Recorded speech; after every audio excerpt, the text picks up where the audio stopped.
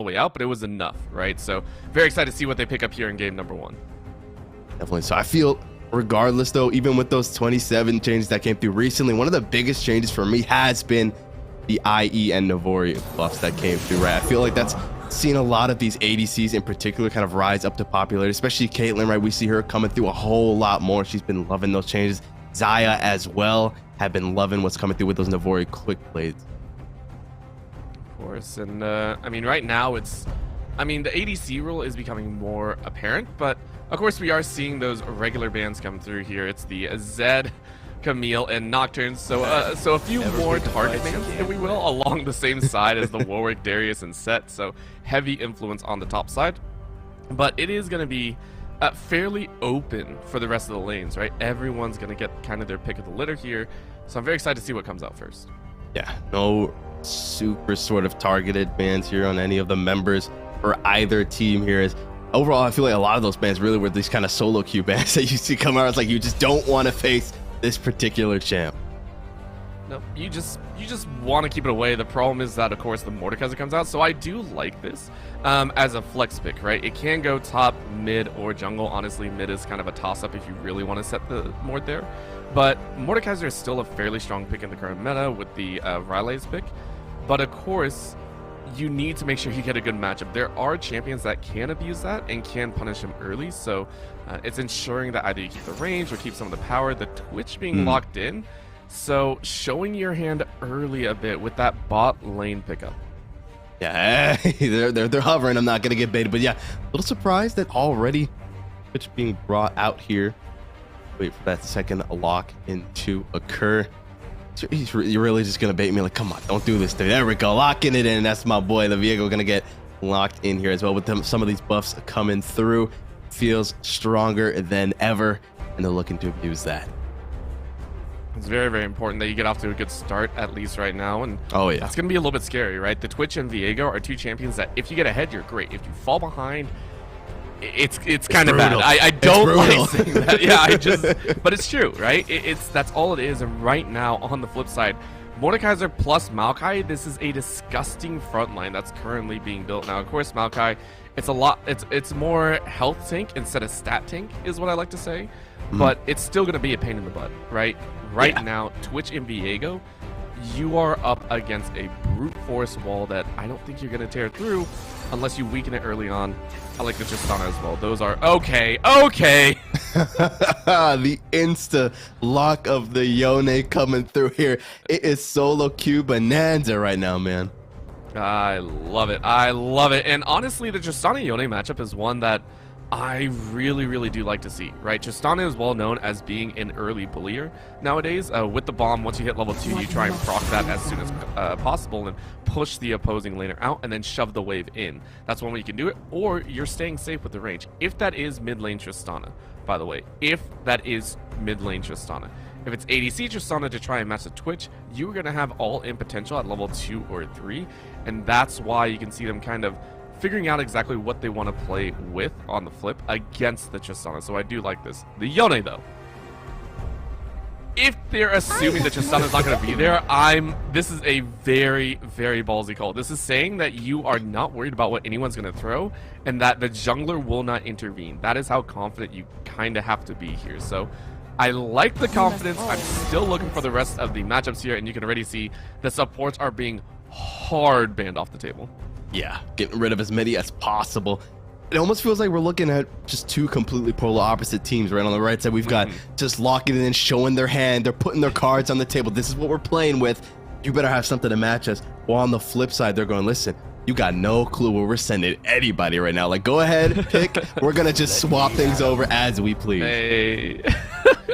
I like how at the very end they're just like, oh yeah, this champion's kind of a pain in the butt.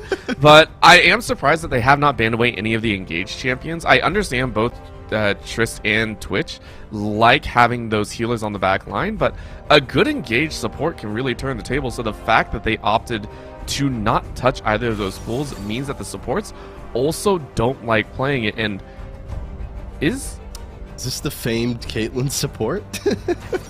No, it might be Twitch support. So I have seen Twitch support rolling around as well, and of course I'm only gold, so bear with me there. But I have seen it, so I'm very surprised. But on the flip, we are seeing that close range action combat. Oh my gosh. Oh my lord. Now we're finally getting an idea of what we're going to have to Jeez. deal with. And it's looking brutal, Orbital. That is 4 melees that have just been locked in here with a random Justana thrown in there. That is a cannonball composition if I've ever seen one. This team is going to run at you, and rightfully so. You grab the Gwen. I like this call, so it is going to be Twitch support. I was very curious about this, so let's start there, I guess. The Twitch support is one that I have seen floated a little bit as the other almost sorcerer-like supports have kind of rolled out of the meta, right? You look at the brand, you look at the Lux. Lux is still very good, don't get me wrong, but again, it's very easy to understand where the Lux is going, so you don't want to pick that one up right away. The Twitch, though, is a very nice flex if your team is comfortable with it. So they were able to flex it appropriately. They said, hey, we baited out what we wanted. We got the bans on the supports. We can now float this champion into that support role. And that Justana now has hell to pay for. Twitch, with that expunge, with the poison ticks, can do a lot of early game damage. So I like what Red Team did. Definitely overall, it feels like a lot of skirmish potential coming through for this Red Team. And that's something Viego really looks forward to. Obviously, way back, I remember the glory days when his ganks were sublime because you could pop that W and the E at the same time. Riot said, no, get rid of that. You will not be having that. And it made his ganks a little trickier to pull off. Now he really loves those river skirmishes, right? Those 3-on-3s, try and make that a 4-on-3, something like that. And there's a lot of tools to make that happen. Like you mentioned, a lot of that early game damage is going to come through, especially with that Twitch poison looking to tick down. But if they don't make something happen early, they're going to struggle, man, because that, like you mentioned way at the start of this draft, that's a big wall they're going to have to climb with the Mordekaiser, with the Maokai getting through those stats, and you've only really got the Gwen as that tank shredder. It's going to get rough. So there's 2 parts to that, right? Yes, the wall is very thick. If the wall is going to be able to move towards them, right? You take a look at the composition on the blue side. Yes, it's very thick. The wall is heavy, but the range is extremely short. You look down the line, right? You have a Mordekaiser on the top side. You have a Maokai in the jungle. You have in the mid lane a Pantheon, of all things. And then Justana in that bot side with the Pike. It's extremely short range. So for them, they're expending a lot to actually get on. In terms of the flip, though, you're looking at that Yone. You can dive in a little bit with the ult. You can dive in and get out as well. Maybe even draw the Maokai for fun, but I digress. And the Viego to dip in and out as well. So Viego and Yone and Gwen will be tank shredders. But the range of the bot lane, I think, is really going to give us a large difference, right? The Caitlyn is known as a bully in the late game, and you need a way to get onto it. That's why I was kind of feeling, I know the Pike's good. I still would have liked to see like a Nautilus. I would have liked to see a little bit of brute force gank material. Pike isn't bad. Don't get me wrong. Pike is not bad, but the Caitlyn and the Twitch, well, Caitlyn specifically, I think, is going to be the make or break item. As we said, even if they don't get early kills, it's now turned on its head. That wall will not move towards you as quickly as you think. It's going to be that Caitlyn. If the Caitlyn is able to survive laning phase with a nice enough CS number, it should be okay later. That tank shredder build should come in with the crit and should be able to knock down just about anyone that gets in their way. Yeah, I mean, if she wasn't feeling good before, like we mentioned, those IE changes as well make it so much easier for her to play. And yeah, like you mentioned, I feel other than that Maokai ult, they're kind of lacking in finding a way to actually push that wall forward. I feel like most of our eyes are going to have to be looking at that Pike, right, to get that initial hook, get kind of things started. But the question is, if you're sending that Pike in, is he going to get out alive? That's like the real tricky part. You know, you've got to really hook him in, dash straight back, because otherwise you're going to get torn to shreds as a Pike. That's really the truth, right? That's why I said it's a cannonball, and it really rolls back to that, no pun intended. With the Pike going in, you're expecting the Maokai, and most notably, the Pantheon. I didn't touch on this too much because I don't think this lane is... Well, it's going to be spicy, don't get me wrong, but I'm not sure how it's going to float out, so I didn't want to branch on it. But post level 6, that Pantheon should be coordinating with the Pike. We should be seeing those dives come in on the bot side or wherever you want to go, trying to float your way in, gather that backline. That's your best chance at keeping that Caitlyn pinned or burning the flash, right? But you have to survive that mid game, right? Or the early game. You have to survive that lane against the Yone. And yes, Pantheon is well known as a stun killer. You just go in, stun him, CC him, one of the last few point and click abilities in the game.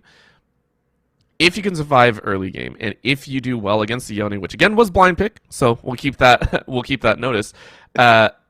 if they're able to pull it off, if the Pantheon is able to survive, I do expect that being the other condition. It's a lot more technical. It's a lot more micro mechanic-y on the blue side. But if they can pull it off, there is a chance. It's just, do they have the guts? Do they have the willingness to commit so many pieces of their composition to take out one or two members? And that's what makes it even harder as well, because this is, like you mentioned, a best of one, right? You really can't afford too many mistakes, so it really puts the pressure on you. Are you going to commit all of these resources to try and make that happen? Because if it backfires, don't have a lot of legs to fall back on. I will say, though, I think one thing that's going to be absolutely huge, the vision game. Obviously, vision is always huge anytime, but especially now with, as we keep pointing out, the engagement tools are kind of lacking a little bit, and especially with that Maokai ult, it travels, it's pretty damn slow. So you really want to find that flank, right, to come around and find some kind of pick. If they don't have that vision game on point, next thing you know, you're going to see a bunch of roots just coming through the wall looking to stun you up, and oh, I'm in the gray screen, I'm gone. But ladies and gentlemen, we're on the Rift, and we're ready to get game number 1 started. Let's get into this. But I got to ask you right off the bat, do we see any level 1 shenanigans? I hope so. I wish we could. I mean, Pantheon is one of them, and you know, as we said earlier, Hebron do have a little bit of an HP differential here. Their HP levels are not going to scale up as high, so you can burst them very, very early on, but no one's going to set up, right? I would like to see the Pantheon go forward. I would like to see the pull come out of the pike, but it makes me sad they're not going to do it this time. Yeah, very unfortunate. No action, no blood, no death in the first couple of minutes. Makes me very sad as a play-by-play, but patience is a virtue, and we're going to just have to wait here. As it stands, though, so far, Mr. Requiem, look at the path his way on down bot, and I'm looking at Foxify, man. He's already looking for that cheeky, like, level 1 sort of coming to the mid lane to look for a kill right off the bat. I'm wondering if Torn is going to be expecting that. You would have to, unless you have never played against a Twitch, right? If you've never played against a Twitch, you don't know what's coming. You have no idea what this Twitch is going to do. You expect the Twitch to gank somewhere, but it's mostly in the bot side, right? Trying to get an advantage for you, Caitlyn. But it's also like, yeah, it's 2 melees in the mid lane. Why wouldn't I gank there? So it's the right call. It is very much the right call. Sit there in the mid lane, get that Pantheon low, and remember, that is one of the other win conditions for Holmes. We said that Pantheon needed to get going early on, needed to have that power and have that strength over the Yone. So Jaxu might be getting an early gank or not. You know what? Top lane also has a few melee champions as well. And he's on the move. Foxify, he's found the flank angle, and he's here now, and look at the damage already coming through. Not sure it's gonna be enough. It's not. An edgy XL already has to go back. That is unfortunate. Oh, that's that was a good one. Sending it. Oh, They're now just sending it already. Oh my God, Torn is almost getting torn to shreds. Oh. Doesn't quite find the Q3, but all that damage coming through. Maybe Foxify could secure yes, the kill. Yes. This guy is a minute. Flashes over the wall. If the Ignite gets stunned, the turret damage comes no! First blood. It's still gonna get picked up by Torn. No! He lives. He hit level 2 at the perfect time. Oh my God, dude! There's no way. It's so good, and that's what you have to worry about, right? Those levels coming up at the most random times, and it wasn't exactly random, right? Torn was sitting in that right position, made sure to be in range of the minions, trying to soak up as much as possible. And of course, Foxify is only level 1, doesn't have that expunge, doesn't have that extra burst damage, and because of that, for all the chaos that went on, yes, your Caitlyn gets a little bit extra farm, but you have now given first blood to a lane that you did not want to give over. That is brutal. This is how we do things in the Texas region, it seems. We get things started off with a bang. First couple of minutes, I told you, man, we just have to be patient. And we saw something throw down here. As we also see Mr. Requiem was looking, trying to find something in this bot lane, but no avail. Find too much, so just going to go for the crab instead. Not going to pick up that crab wrangler stack. I'm telling you, man, it's a jungle. That's all that matters. He's only going to get one of those. I'm telling you, man, if you get crab wrangler stack, it's all over. That's a GG, automatic. GG, no re. It's just, that's it. Just send it. We're good. We're over. And right now the junglers are duking it out on their, I would actually say opposite sides here. As you can see, they're roaming around, trying to get their first gangs off. And maybe Safiria. As he's here, Eddie looking his best to try and bait him in, finds the shield. That should be enough. And Icy's going to go ahead and push him back. But it's still looking rough, and a dash forward. Safiria is going to go ahead and grab that, looking for 2 possibly, but knocked back here from Isaac should keep him alive. And that was so well done by Safiria. Safiria's been slowly chunking out Eddie Eggshell the entire time. There's no chance, but I can't even talk. Yeah, missed this here. They find the stun on Aru, but it's just not quite enough. It's enough, right? It's enough to force him out of lane. They didn't burn any summoners, but you got the health advantage. Take a look at Foxify and Surestick. Both of them are max HP, so they're happy. They're very happy. And also because Surestick is now up a massive amount of CS. So, good back timer off. But we need to talk about that top side. Eddie Eggshell was the recipient of the first gank out of Foxify. Yes, he didn't burn too much. I think it was just the flash that came out. But Safiria has now turned that into a kill as well as a massive CS lead. This Gwen is now going to be a problem because not only has it signaled that Eddie Eggshell can't do much on their own, you can't even do much in a 1v2 scenario. So Ice is now saying that top lane may be lost unless you want to send Torn up there as well. There's one thing you can do, to run away. It's not the best option, but you know, sometimes you gotta take the L and just look for the later stages of the game. Look for something to go down, but I'm looking at Foxify, man, and he's already on his way back up top.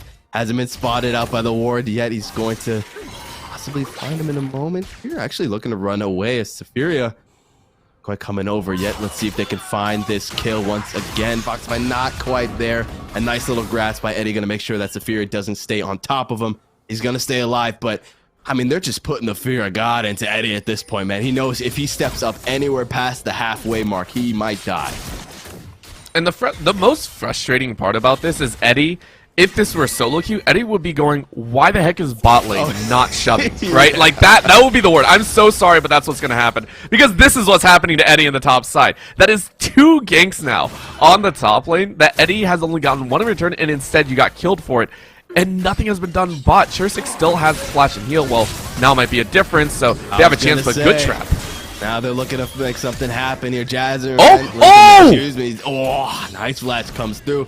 Mr. Requiem's here as well, was on the drag, but gonna go ahead and still secure that one. Oh no! So it's here now. Things might look rough here for Aru. Fate Seal is available. Wants to find a little more damage. Finds the mark. The double. Not quite enough. I don't think he does. Ignite? So close. Oh my gosh, so multiple things just happened there, and it was so dicey. You can see them, their HP is so low. Number 1, Laserman could have had kill threat on Surestick, but autoed a minion too many times, so the sticky bomb didn't get full charge. That's number 1.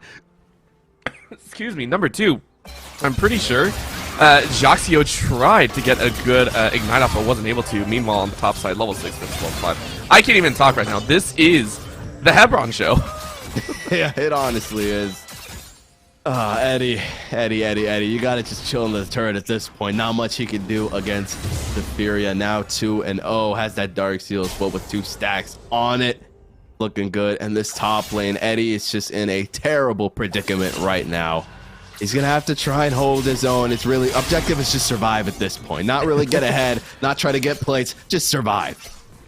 I mean, you already kind of failed on that point. I mean, you're 0-2, but I agree. The main thing is trying to soak up as much CS as possible. Don't allow yourself to push out too far. A way that you can do that, again, manipulate the wave as much as possible. Try and let your wave get knocked into your own turret, or try and manipulate where the wave holds. You aren't going to get that much CS. That CS gap is going to grow further and further and further. But if you decide to push out, you're only leaving yourself to more threats, because Mr. Requiem and Foxify are like, yeah, we know what we can do again if we so wish. Absolutely. You gotta obviously see Foxify, right? Still level 3 at the moment in comparison to the rest of the bot laners at level 5, just because he's been roaming around 24/7. He's been a menace on the Rift. Nobody is safe, and they know it. And look at there he is again. Torn, wake up, man! You're getting hit. Torn's like, what happened? Why am I still here? Thankfully, he's full HP, so it's not going to be a kill threat under the tower. But it is enough. Again, as we said, Foxify, the only reason you're doing this is not just to get extra ganks down, but it's also to give a lot of farm and XP over to Surestick.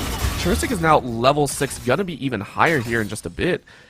And it's been so powerful, right? These side lanes are going to be so crucial and important for Hebron's win here.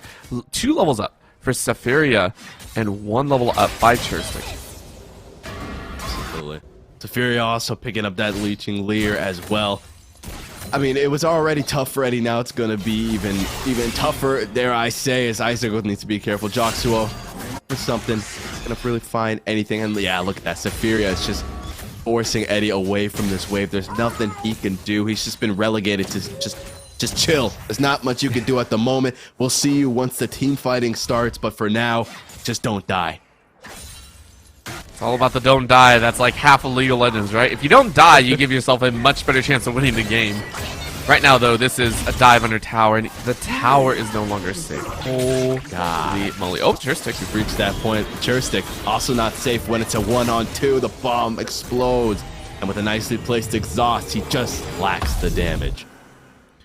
I mean, that's good. Don't get me wrong, but guess how much they have lost on the top side. It took them so long. It took them 10 minutes to get a solo kill in that bot side, right? And yeah, you know what? For how long it took, Churstick, I think, is happy.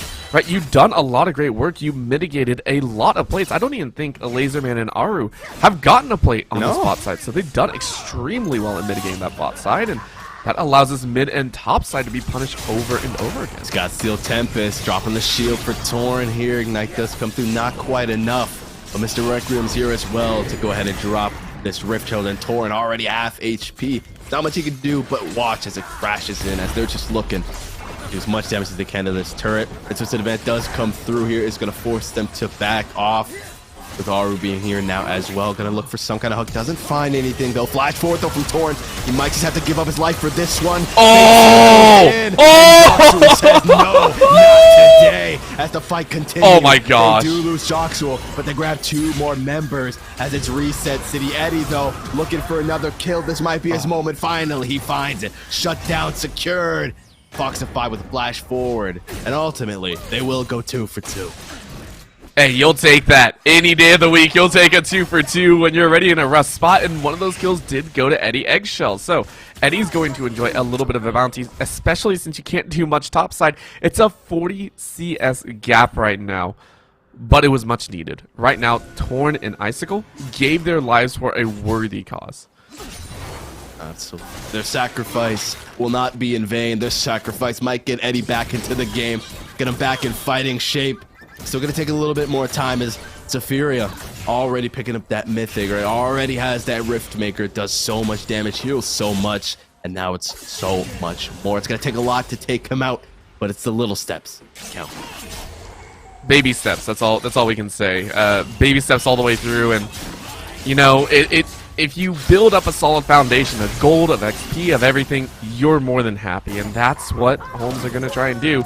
Right now, though, Laserman takes a little bit of a short hop, and it's just out of enough range. You're going to try and poison, and the heal being used. So nice, so nice. Very close indeed. Wanted to hold on to that heal last second. Had to burn it, but hey, he's not going to go down. He doesn't want to give any extra money over to Churstick. Already has enough of that solo XP, enough of that solo gold. Let's look at Foxify, not even level 6 yet. Meanwhile, though, Icicle actually looking for something here. He's on top of Mr. Requiem, but he does do a lot of damage. Is able to grab the drag. Thanks for the leash, baby. I'm going to be getting on out of here now. Aru looking to buy him some time with the hook. Icicle doesn't have a way to get over the wall yet, and so he's relicquid to fight in the pits. And that's the last. So it goes over the wall, finds a target. But Aru able to dash over, is going to stay alive. Fate Seal is available. Does he look for it is the question. The answer is no.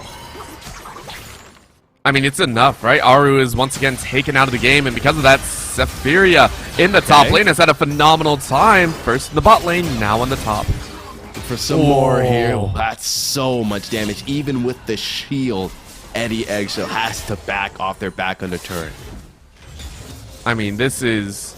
I give a huge congrats to Holmes for that, though. Getting that dragon is very important to keeping it at a stalemate. Yes, Ocean Dragon is coming up, but you made it a little bit easier. Instead of 2-0, it's 1-1. You have a chance to fight back. So well done by Icicle. Your death was not in vain. The problem is still this top side. You have not had to deal with Safiria just yet in an open map, and that's because Safiria has opted for a much more elongated laning phase. Saphira could have taken tower. 100% could have taken tower whenever they wanted at this point, right?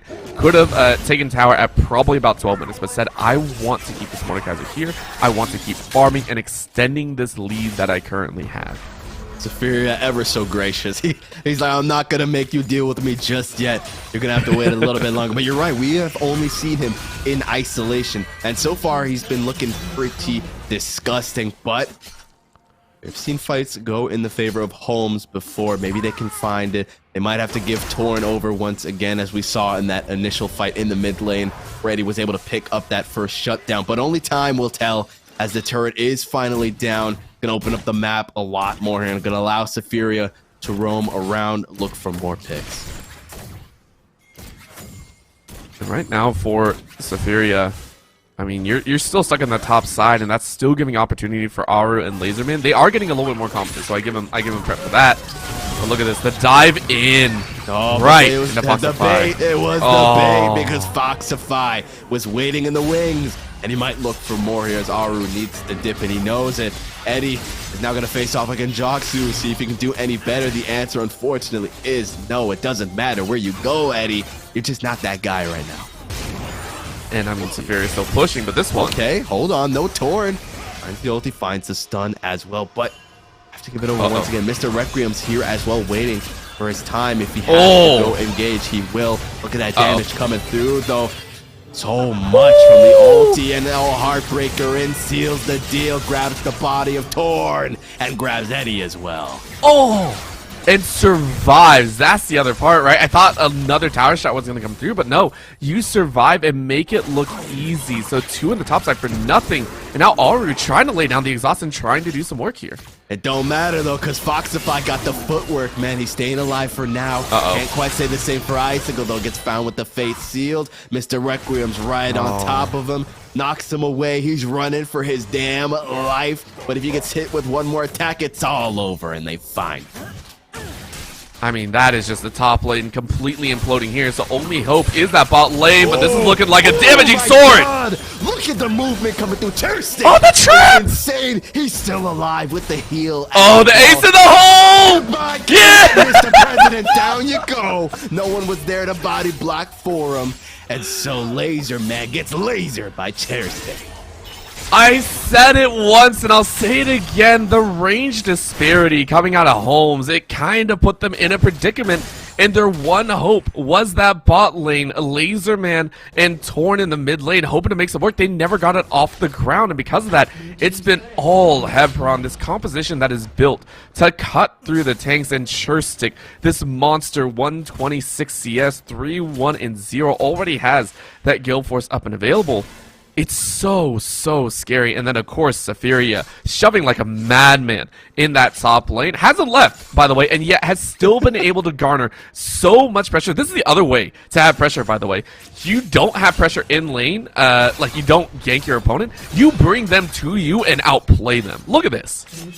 And the saddest part too is, well, everyone knows that no one can really answer, right? If you want to face down Saphira, you got to bring the whole squad to do so. As Mr. Requiem and Foxy find something here. Icicle getting lower and lower. Heartbreaker on top of him. Nothing that Aru can do. But watch, he's got to let him go. Look at that. You're not even safe under your tier 3. Neither your tier 1 as they grab 2 more kills on the board. They're going to grab the dragon. And Hebron is just, it's a master class right now. Master class in clinical removal of opponents. This has been so good here today. And I give him props. Again, in a BO1, it's very difficult to gauge the strength of the opponent unless you have a lot of information on them.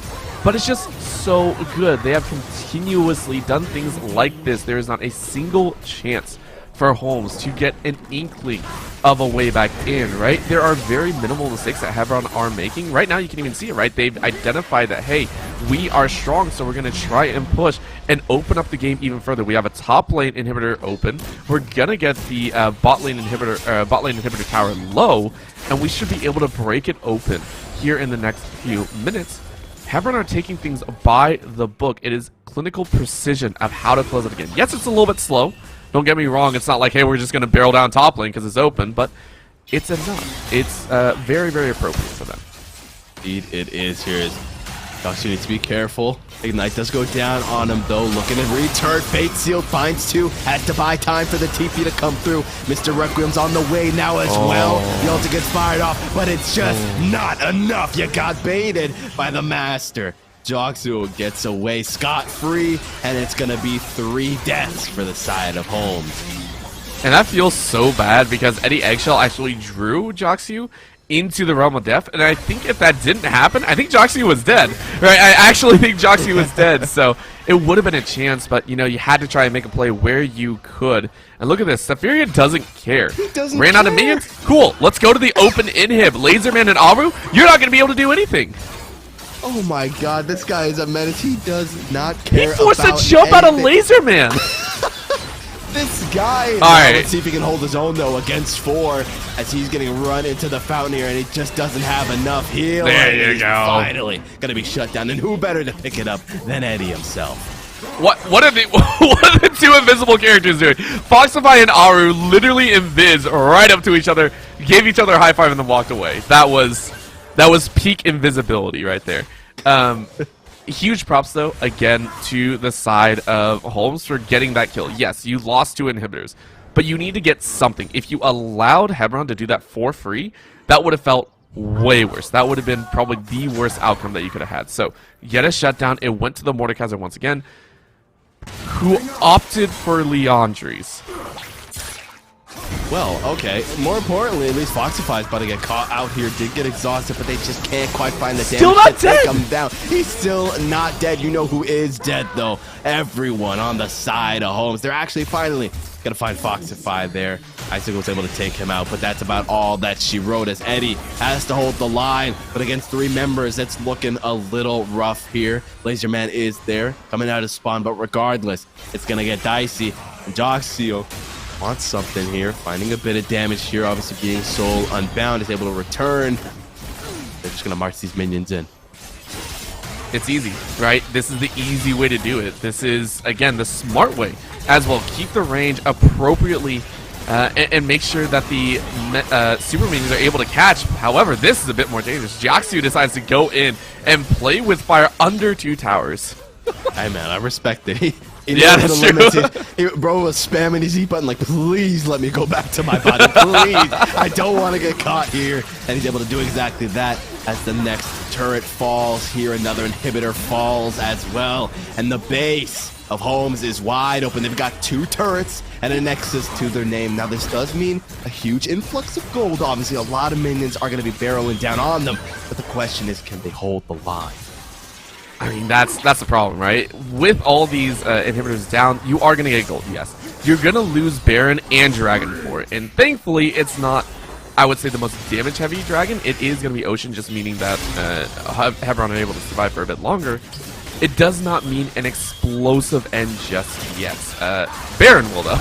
Baron will easily be taken, as all 5 members are needed. Remember, these are players that are still only levels, like, 10 to 12. They aren't that high up. Joxu, though, it's going to be tempting.